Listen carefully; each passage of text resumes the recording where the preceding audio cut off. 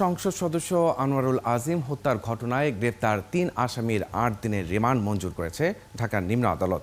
এদিকে আজিম হত্যার সঙ্গে জড়িত মুম্বাইয়ের অবৈধ অভিবাসী কসাই জিহাদ হাওলাদারকে ১২ দিনের রিমান্ড মঞ্জুর করেছে কলকাতার বারাসাত আদালত। বাংলাদেশের খুলনার বাসিন্দা ভারতীয় অভিবাসী জিহাদ বাসারাত পুলিশের কাছে আনারকে হত্যার পর মাংস থেকে হাড় আলাদা করার লোমহর্ষক বর্ণনা দিয়েছেন। জিজ্ঞাসাবাদে জিহাদ আরও জানায়, আখতারুজ্জামান শাহিনের নির্দেশে সে সহ ৪ জন আনারকে শ্বাসরোধ করে মেরে ফেলে। তারপর সঞ্জীবা ফ্ল্যাটেই তার শরীরের হাড় মাংস আলাদা করা হয়। পরে বেশ কয়েকটি পলিথিনে ভরে কলকাতা ও আশপাশের এলাকায় ফেলা হয়।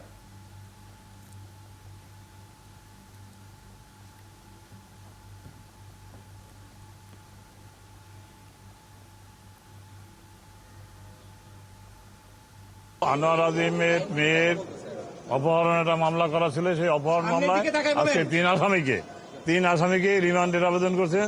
10 দিন করে রিমান্ড চেয়েছেন। প্রত্যেক আসামিকে 8 দিন করে সতর্কতার সহিত হাইকোর্টের নির্দেশ মোতাবেক জিজ্ঞাসাবাদের জন্য আদেশ দিয়েছেন। আজকে জিহাদ বলে একটা আসামি বনগাঁ থেকে অ্যারেস্ট হয়েছে, তাকে আনা হয়েছে, তাকে প্রোডাকশন করা হয়েছে এবং তাকে 14 দিনের পিসি চালে কোর্ট 12 দিনের পিসি সিজিএম কোর্ট অ্যালাউ করেছেন।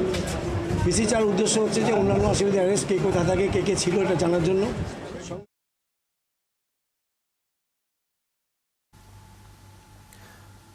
দর্শক, এই হত্যাকাণ্ডকে ঘিরে পশ্চিমবঙ্গ এবং বাংলাদেশের গণমাধ্যমে নানা তথ্য আসছে। প্রতি মুহূর্তে নতুন নতুন তথ্য আর নৃশংসতার বিবরণ চমকে দিচ্ছে সবাইকে।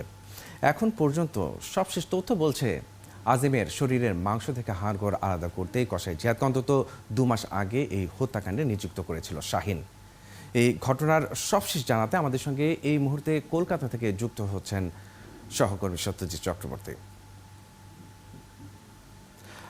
সত্যজিৎ, আমরা সবশেষ যে তথ্যটি পাচ্ছি, এই কসাই জিহাদ তাকে নিয়ে সেখানে বারাসাত পুলিশ অভিযানে নেমেছে। তাকে কোথায় নিয়ে অভিযানে নেমেছে আর যে 4টি স্থানের মরদেহ খণ্ডিত অংশ ফেলার কথা আমরা শুনছি, সেগুলো কোথায় কোথায়, আর লাশের কোনো অংশের হদিস মিলল কিনা?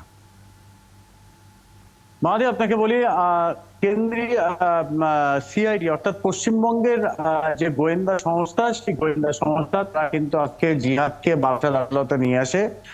আনার পরে দুপুর 2টো নাগাদ কিন্তু আদালতে তোলা হয় বিচারকের সামনে। তারপর তার 12 দিনের রিমান্ড মঞ্জুর করে আদালত।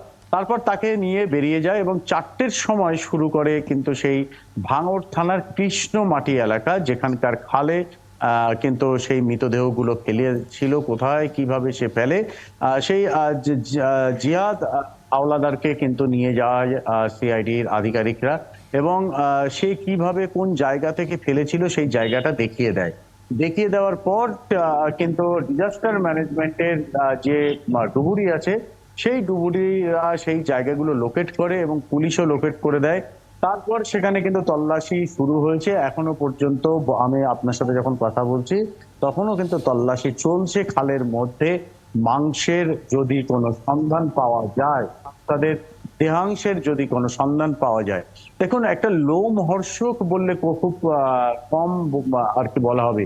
কলকাতা কিন্তু বেশ কিছু নৃশংস হত্যা সাক্ষী, কিন্তু এতটা নৃশংসতা কখনো কলকাতা শোনেনি। এমনকি এতটা নৃশংসতা কলকাতার মাটিতে হয়নি, যে নৃশংসতা কিন্তু শুধু খুন নয়, খুনের পর তার দেহ থেকে হাড় এবং মাংস আলাদা করা, তারপরে সেই মাংসগুলোকে ঠিক যেভাবে পশুর মাংস, পাখির মাংস কিমা করা হয় খাবারের জন্য, ঠিক তেমনি ভাবে কিন্তু কিমা করা হয়েছে। সেই মানুষের মাংসে, সেই কিমা করা মাংসে মাখানো হয়েছে নুন, হলুদ, অন্যান্য মশলা, যাতে করে ফেলার সময় কেউ বুঝতে না পারে যে সেটা মানুষের, এমনকি ফেলার পরেও যাতে বুঝতে না পারে যে মানুষের কিছু ফেলা হয়েছে। অর্থাৎ মাছ যাতে খেতে পারে, মাছ আছে এমন খালে, যে খালে পানি আছে বেশি এমন খালে কিন্তু ফেলা হয়েছে। তো স্বাভাবিকভাবেই কলকাতায় এবং তার পার্শ্ববর্তী বেশ কিছু থানা এলাকা, উত্তর এবং দক্ষিণ, বিভিন্ন জায়গায় কিন্তু ফেলা হচ্ছে। যখন যেহেতু এই জিহাদ এই হত্যাকাণ্ডে সরাসরি অংশ নিয়েছে এবং তাকে জিজ্ঞাসাবাদও করা হয়েছে, সে জায়গা থেকে যে 4টি এলাকার কথা বলা হচ্ছে, কোন কোন এলাকায় এই মরদেহের খণ্ডিত অংশগুলো ফেলা হয়েছে বলে জানা যাচ্ছে? দেখুন, তার মধ্যে এখনো পর্যন্ত কিন্তু সিআইডি একটি জায়গার কথা বলছে, সেটা হচ্ছে কৃষ্ণমাটি এলাকা, যেটা ভাঙড় এলাকার মধ্যে পড়ে, যেটা দক্ষিণ 24 পরগনার মধ্যে। অর্থাৎ যেখানে খুন করা হয়েছিল সেখান থেকে কিন্তু প্রায় কম বেশি 1 ঘন্টার দূরত্ব সেখানে আর কি ফেলা হয়েছে, যেটা একটা গ্রামীণ এলাকা।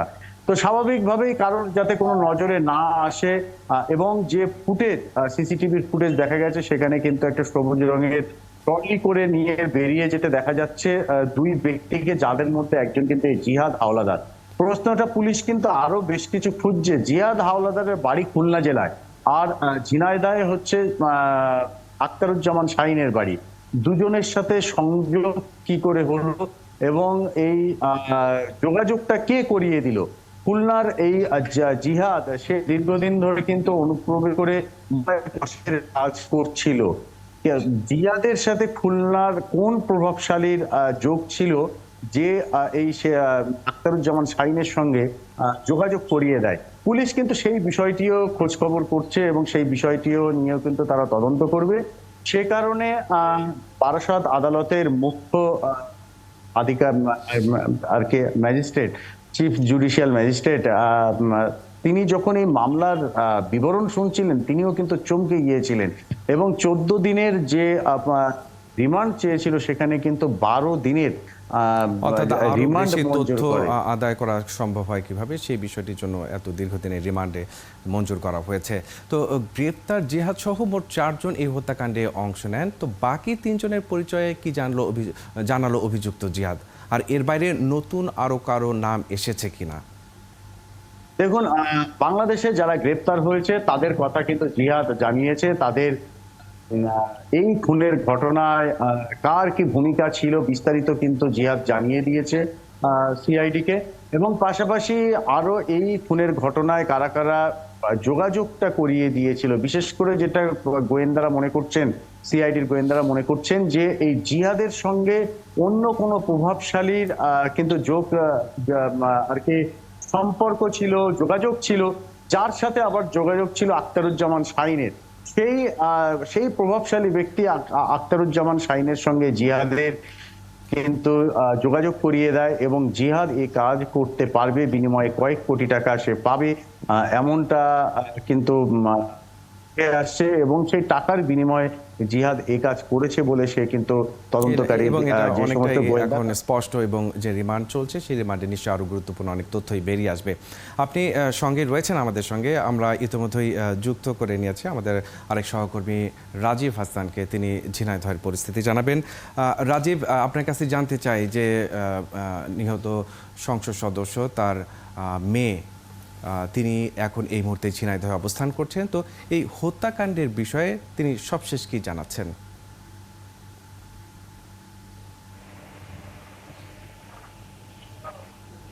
মাহাদি, আমি আজ দুপুরের দিকে আনারুল আজিম আনারের স্ত্রী ইয়াসমিন ফেরদৌস এবং তার কন্যা ডরিনের সাথে কথা বলেছি।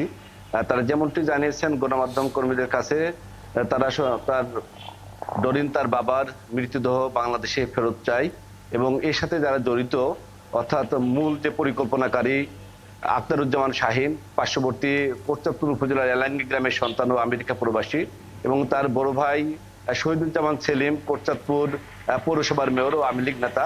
তারা যেমনটি জানিয়েছেন যে এলাকায় যেমন শোকের ছায়া নেমে এসেছে, স্বজনদের আর্তনাদ হাজারি মাহাদি চলছে, তার মধ্যে তারা বারবার করে বলছেন যে ঘটনার সুষ্ঠু তদন্ত হোক এবং তার বাবার যে নৃশংসভাবে কুপিয়ে টুকরা টুকরা করে হত্যা করা হয়েছে, নৃশংস এই ঘটনার আসলে সবাই সুষ্ঠু বিচার চাচ্ছে। আনোয়ারুল আজিম এবং আখতারুজ্জামান, তারা তো দীর্ঘদিনের বন্ধু ছিল এমনটাই আমরা জানছি। তো ঠিক কি কারণে এমন শত্রুতায় রূপ নিল, যার কারণে নৃশংস এরকম হত্যাকাণ্ডের পরিস্থিতি ঘটলো, এই বিষয়ে কি জানা যাচ্ছে?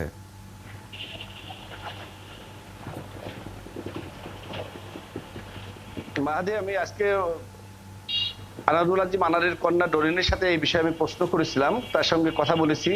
তিনি যেমনটি বলেছেন যে তার বাবা আনারুল আজিম আনার দীর্ঘদিন ধরে ফুটবল এবং ক্রিকেট খেলার সাথে জড়িত ছিল এবং রাজনীতিতে আসার আগেই সে শুধু ঝিনাইদহ কালীগঞ্জে না, বাংলাদেশে বিভিন্ন স্থানে ফুটবল খেলা করতেন। এই ফুটবল খেলার সুবাদেই মূলত আখতারুজ্জামান শাহিনের সাথে তার সম্পর্ক এবং বন্ধুত্ব গড়ে তোলে। আখতারুজ্জামান শাহিন 1991 সালের পর যখন আমেরিকায় পাড়ি জমান এবং সে আমেরিকা প্রবাসী হন, তারপর থেকেই বছরে 6 মাস আসেন বাংলাদেশে, এবং এই বাংলাদেশে আসতে পারে সেই ক্ষেত্রে তার সাথে সেই পূর্বের যে বন্ধুত্ব সম্পর্কে, সে সম্পর্কের জের ধরে তার সাথে কিন্তু ভালো সম্পর্ক ছিল। এবং গত 6 মাস আগেও আখতারুজ্জামান শাহিনের কোটচাঁদপুর উপজেলার এলাঙ্গিতে 40 বিঘা জমির উপরে যে বাগান বাড়ি রয়েছে, সে বাগান বাড়িতেও কিন্তু আনারুল আজিম আনার তার সাথে গিয়েছে, দেখা করেছে।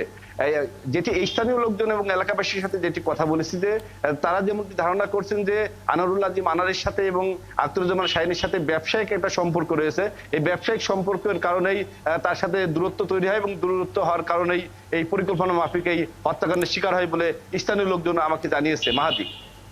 জি রাজীব, আপনাকে অসংখ্য ধন্যবাদ যুক্ত হয়ে কথা বলার জন্য। যুক্ত হয়েছিলেন ঝিনাইদহ থেকে রাজীব হাসান, পাশাপাশি পশ্চিমবঙ্গ কলকাতা থেকে যুক্ত হয়েছিলেন সত্যজয় চক্রবর্তী। তাদের মাধ্যমে সংসদ সদস্য আনোয়ারুজ্জামানের বিষয়ে আমরা সবশেষ তথ্য জেনে নিয়েছিলাম এতক্ষণ।